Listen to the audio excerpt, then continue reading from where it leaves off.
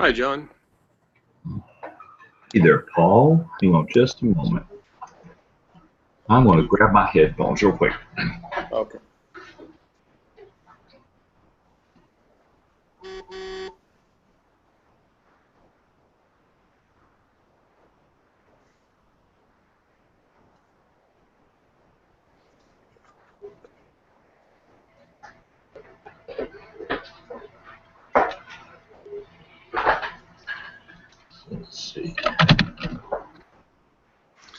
I'm using my phone because I'm at home now. Oh, I'm using my phone because I'm at home now, and so that's why I'm trying to look at the logo and everything.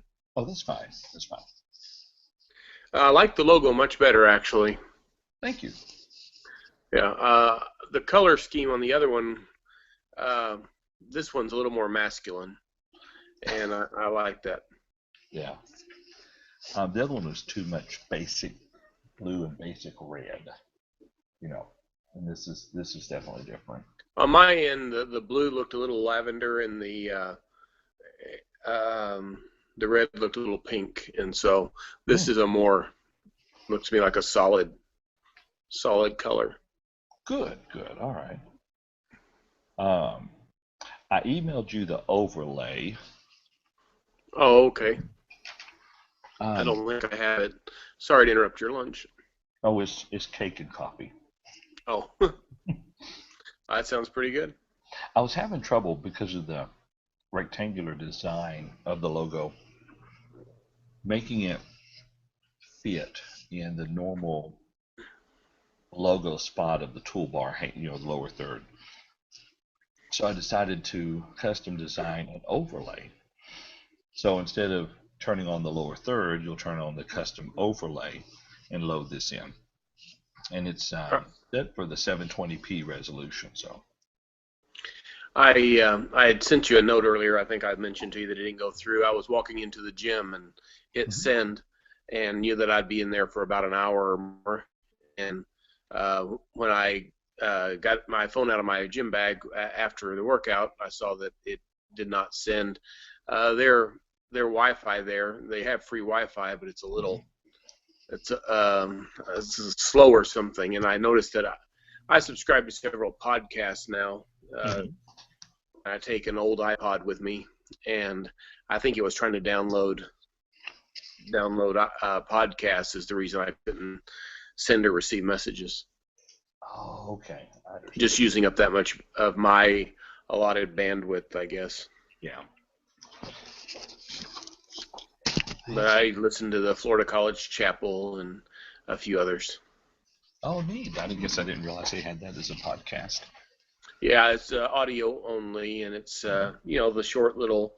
They're kind of nice for what I do. You get to hear the students sing a hymn, actually a hymn at the beginning, a hymn at the end, I think, and a prayer. And whoever's the speaker for the day, you get to hear that 5 to 10 minute talk. And so I can listen to 2 or 3 of those during the course of or maybe more during the course of my workout. That's pretty nice. I hadn't thought about that. Yeah. And the Apple podcast, I'm sure there's one for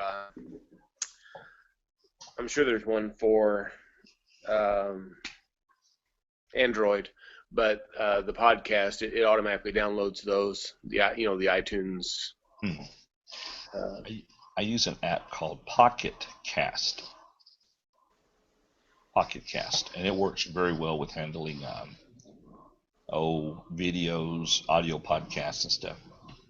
Yeah, this is I'm sure I set it up through iTunes, which of course is an Apple thing.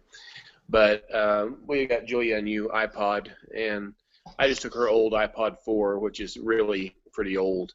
In fact, most of the apps, it tells you have to go with an older app because it won't run the latest iOS. And so but I take it to the gym. And since I plugged in the Messenger app, any phone calls I get that leave a voicemail, or any texts or iMessages or anything, they come through there. But I also noticed that I had not installed the Hangout app, and so that meant that I was not getting any messages you sent while I was in there.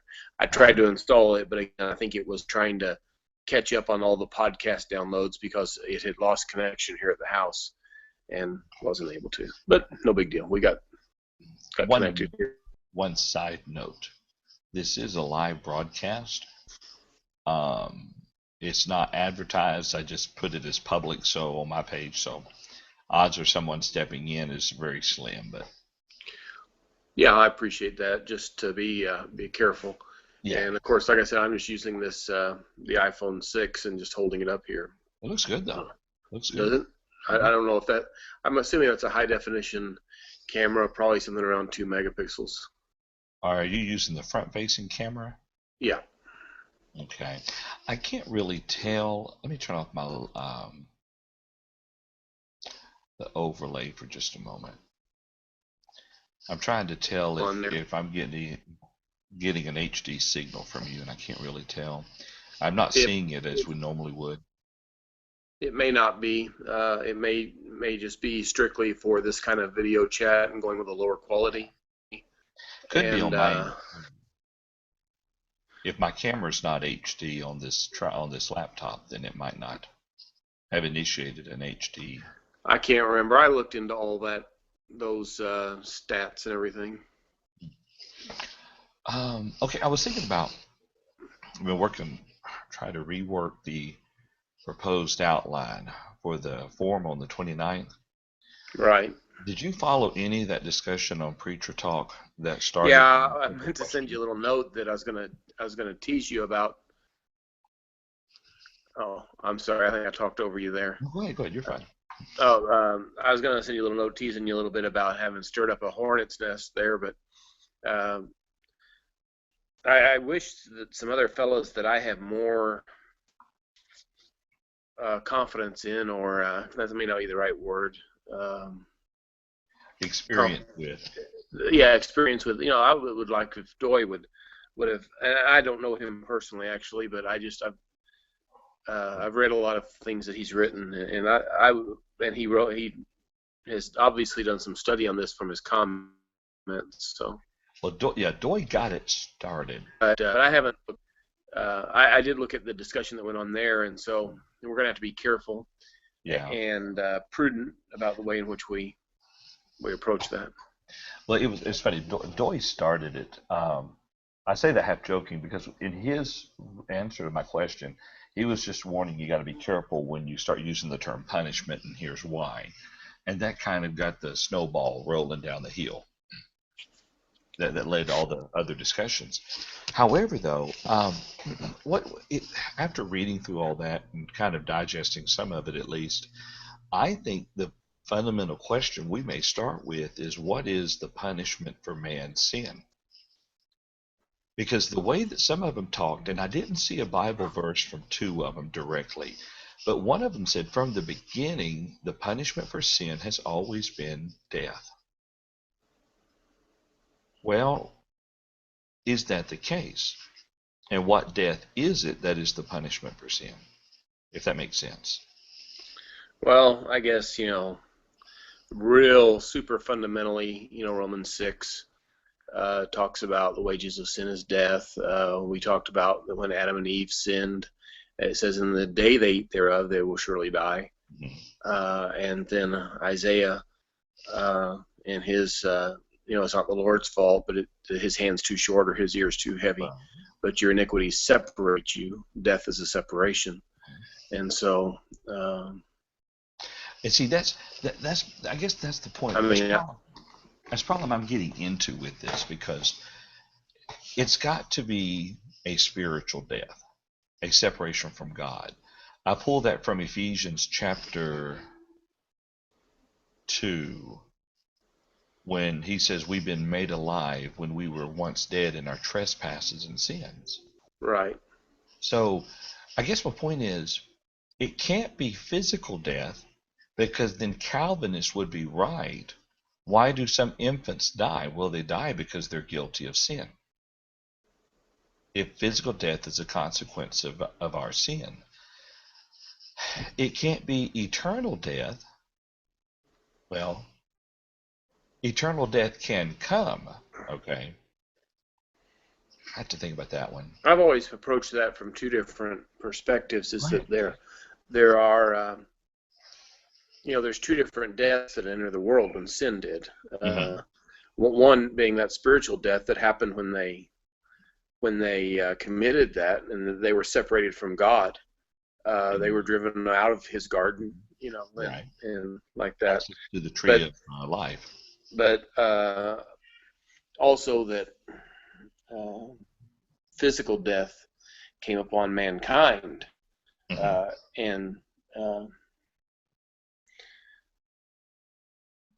So a physical death and a spiritual death. Spiritual death was immediate. They were separated from God. Right. And the physical death came just as a result of no longer being exposed to the tree of life. Right. The access to that was removed, and Right. I suppose they would have had to. It sounds like, I mean, obviously we don't know all the details of that, but it sounds like the reality was they would have had to have been partaking of that on a regular basis. Is the picture that's given to there in Genesis. That's right. Well, see, and then in Romans 5, Paul says that death reigned once Adam introduced death into the world. Death came in by sin, and death spreads to all men because of all sin. But it says that death reigned in Adam. And so I guess what I'm saying is it the physical death or spiritual death? I've always looked at it as the spiritual death that reigned in Adam, that passed from man to man when a man sins against God and therefore becomes dead in sin. Right. When he sins.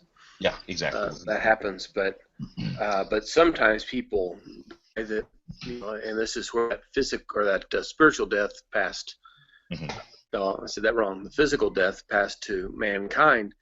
That sometimes babies die, and children die that are not that characteristic of human life changed at that point. I'm thinking of a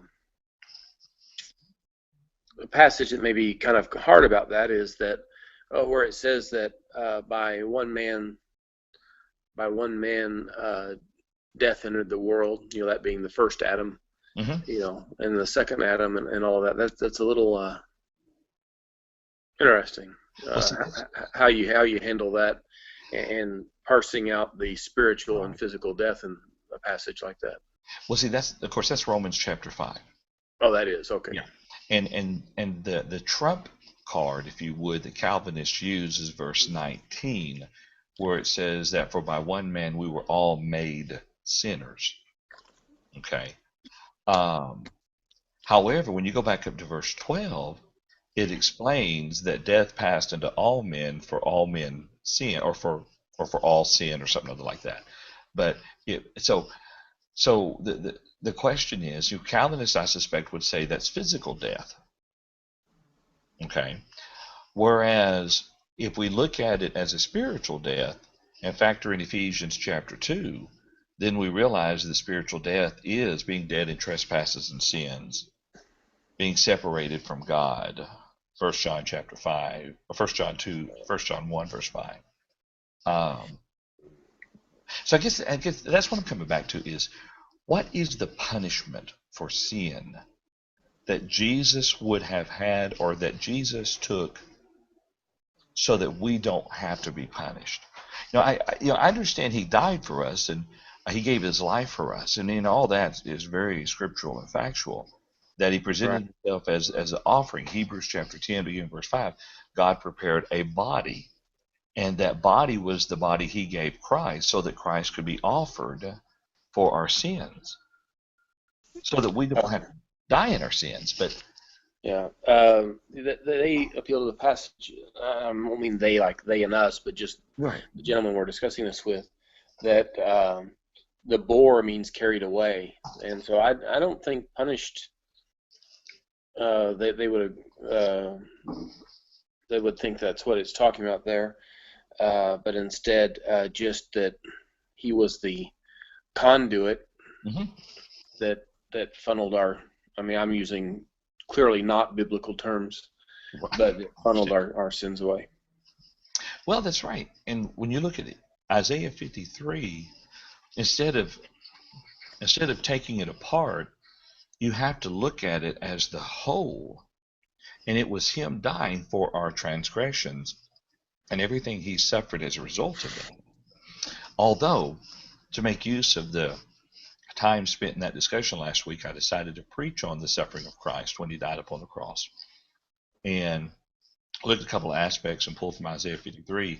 But I even found myself, when I came to the part of Isaiah 53 when it says the term chastisement, I Hmm. said, I said, this Jesus that he was talking about would be punished. I said, Yeah. no, not punished, chastised. So from one perspective, yes, the Roman soldiers punished him, for lack of a better way of putting it. I mean, because they were treating him as a criminal. Yes. Uh, and so he was found guilty. Well, really not found. He wasn't found guilty, but anyway, in that sense, he was punished. And I can live with that use of the term. But to say that he was punished so I don't have to be punished, it's not a big deal. It's really not a big deal to me. But it's just got to be a scriptural statement before I can make it a scriptural statement. I think one of the this is something I'm going to continue to study on, but one of the hopeful about is that we do not open any kind of a door for an ongoing discussion past Wednesday, Right. but that we are considering.